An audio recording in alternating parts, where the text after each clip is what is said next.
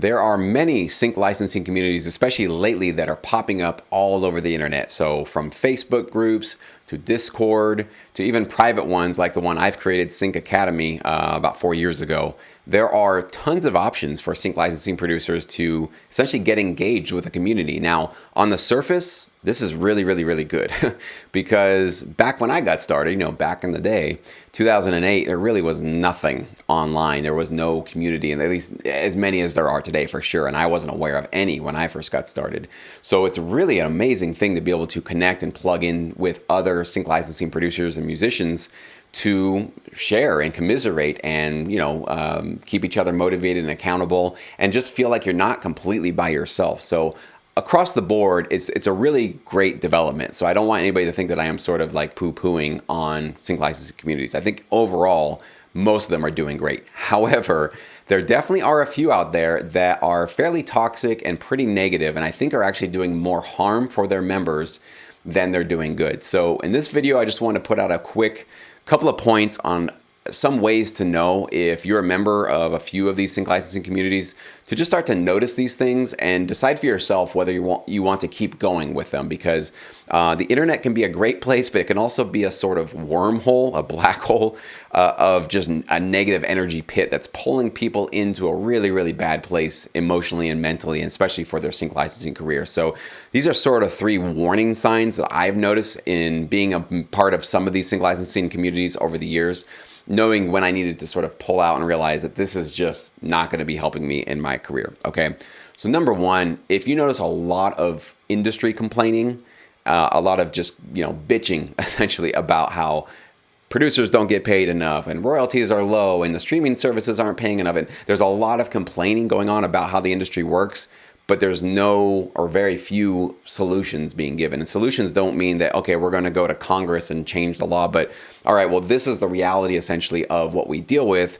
How can we adjust our strategy? If you're not getting the sort of yin to the yang, right? You're not getting a sort of equal balance of here's how we can deal with that, and you're just getting all the complaining and bitching, well, it's really going to start to sour you. It's going to sour your point of view on life and on your work and on your career and on the future business that you're partaking in.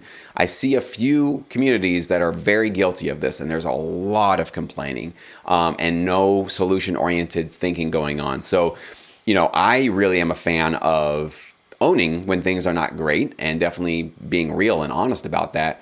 But more importantly, not staying there in that sort of negative complaining state, victimized state really, but really switching it and going, okay, well, this is the reality. How can I change? How can I see this differently? Or how can I, adjust my strategy in my career to either get around it or take advantage of it? Oftentimes a disadvantage is an advantage in disguise, but you just have to see it in a different way. There are many different examples of that. I won't go through all of them. There's a lot of them, but it's really about your perspective and how you can change your thinking. And a lot of times just changing your thinking on things helps you to uncork from that negative spiral that you were getting lost in. So if you see a lot of complaining going on in the group that you are a part of, just know that really will have an impact on your mind and on your thinking. It will not serve you to be more profitable in the future. I can guarantee you that. All right, number 2, trash talking about libraries. I've definitely seen this in many sync licensing communities. We do not allow that in Sync Academy, my private community that I've created, mainly because it is such a subjective issue that I've seen it so many times. Sometimes there are libraries that have bad deals, bad business, and all that kind of stuff. But just as often, there are composers that just didn't supply great music to them, or they submitted music late or not on time, or they themselves were part of the problem or part of the headache. And so there's always 2 sides to every story. So if you're in a community and somebody's constantly talking about how one library is totally, they sit for too long registering your tracks, or they did this or they did that, I always take those stories with a big grain of salt, because I know how often composers and musicians can get lost in their own narratives and not realize that there's another side of the story, or there's other considerations going on, or even being empathetic to the needs of a library, right? We are trying to be partners with these companies. We need them, really, unless you want to go do all that work yourself. If you want to go wine and dine and create all these relationships and get your music out there, God bless you. Go for it. I really don't. I really like just making music and just handing it off to people who are taking that time to make those relationships. So seeing a lot of trash talking about libraries starts to also pull you down into that negative mode of thinking and feeling that we are kind of all victims here. Like we producers and musicians are just never valued enough and we never get what we're supposed to. That starts to really pull your energy down into a really negative place. So we just don't really do that in Sync Academy. We like to look at how can we empower ourselves? How can we make the most of our relationships with libraries? And most importantly, how do we really do all that we can do from what we can control, right? Because all we can really control is how high quality our music is and how closely we follow a brief. Really, that's the only two things we can really control. How the library deals with this or that, we can't control that. Whether or not we get those placements that we were hoping we were going to get, we can't control that. There's so much that we really can't deal with here. So it doesn't do us any good to spend a lot of time in that sort of vortex of negativity for things that we can't really control over, okay? So you can see from a library, if they offer you a certain deal, certain terms, you can say yes or no to that. You have that control. And if they don't abide by those terms, you can obviously decide, all right, what do I want to do? Do I want to just pull away? Do I want to take legal action? Should I just send them an email and get a communication going? Which is, by the way, probably the best thing usually that solves most problems. Just communicate with your library.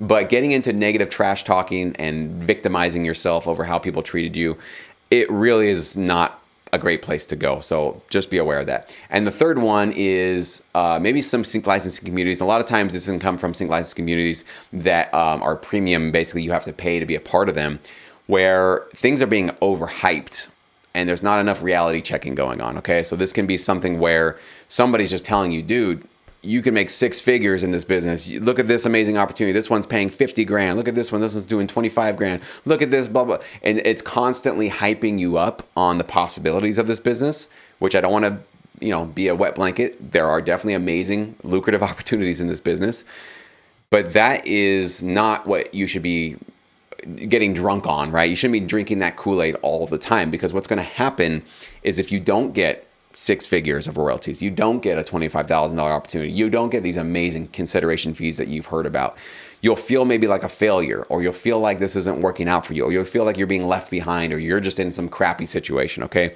The reality is that everybody who gets involved in this business at some point feels like they're in a crappy situation, that things are not working as fast, their royalties aren't as big, sync fees aren't as big, they're not getting the placements, that wasn't fair, that this brief didn't select them, this library didn't accept them. That is every single human being's experience, at least every producer and musician that I've ever known in this business. That's all of our experiences. So once in a while, it's really good, and pretty much often, it's good to put reality checks in the community to realize, guys, if you're feeling like that royalty check was not what you were expecting, welcome to the club. That's part of this business. If you're frustrated because it's taking months or maybe years to get your royalties to start going in, welcome to sync licensing. That's a reality check. That's a very normal experience for most people to go through, okay? Get excited, get hyped up, have big dreams about what you want to do and what kind of income you want to earn and what kind of great placements you're going to get. But keep in mind that there is a long-term hard work, a step-by-step process to this, okay? It is not a lottery situation. We are not hoping and wishing that we get one track accepted and placed and then we're just living on easy street. And I know most of you guys watching this is completely just a review for you, but it's really, really, really important that we don't overhype ourselves on this business and we really make sure that we are honest, we tell the truth about what it really feels like, and that you're able to tell that truth in the community that you're in, okay? So you shouldn't be demonized or vilified for coming in and saying, guys, I'm really feeling like this is not working out for me. I'm really feeling defeated, depressed, unmotivated, just not feeling it. You got to feel it's okay to be honest about your experiences in this business, because that's everybody's experience. And the more that we can all be honest with each other about how really hard this can be, the better those situations can be for all of us, because we can all go, hey, that guy's feeling really depressed about this too. Cool. I'm not the only one. Or that guy got a really disappointing royalty check and so did I. Okay, cool. So we're not the only one. You don't feel so isolated in your struggles, and we're not. That's the big illusion that our brain puts us under, that we're the only ones going through this. It's totally not true. We're all going through something, and there's different parts in our careers where we're going through it, but at some point you're probably going through something exactly like somebody else. So anyways, those are the 3 signs I've noticed in some sync licensing communities. So if you're noticing some of that stuff going on, just have this as an awareness. I'm not telling you to leave, I'm not telling you to do anything. You make your own choices. But I definitely felt like this is something valuable to put out because I think this is something that people need to be aware of, that just because it is a sync licensing community does not mean that it is a productive, healthy one for you, okay? Some communities can be turned into a real negative death pit, and you really don't want to be a part of that, okay? This is why, and these reasons are really why I created Sync Academy 4 years ago, because I was getting really isolated in my career. I actually gave up on sync licensing for a few months because I was really just tired and bored of it, and most importantly, isolated. I didn't have a community of cool people that I could connect with and hang out with, at least online, sometimes through Zoom chats and all that kind of stuff. But it's been a place where I've been very, very strict about our culture there. I've been very, I don't know if you want to call it strict, but I've been very mindful and not just sort of hands off the wheel and like, well, whatever happens in the community is whatever happens. No, I've been steering it actually, kind of maybe from the background, but I've been sort of steering our community in a much more empowered way than I see a lot of other sync licensing communities go. So we're not victims, okay? We don't victimize ourselves. We don't talk about how things are just always just so bad for us and blah, blah, blah, blah, blah, blah, blah. And if we do get some of that going on, we always try to say, we're sorry you're feeling that way. Let's start thinking about how can you get out of that? How can you think about that differently? Or can somebody else share maybe an experience? Or I try to share an experience of something that's worked out for me, that's gotten me through that. And if I do see somebody that's constantly the negative Nancy about, oh, this isn't working and this isn't working, I usually have conversations with them privately. I don't want to embarrass them in the community, but I'll have a conversation with them privately and say, what's going on? Is there something we can help you with? Because this is not a place to just throw complaints and not be a part of a solution conversation. This is a solution-based community. And so we do want you to be honest. We want you to share with how you're feeling, but we don't want this to be sort of the complaint hour where we're just throwing our complaints onto this and it starts to feel really, really, really negative, okay?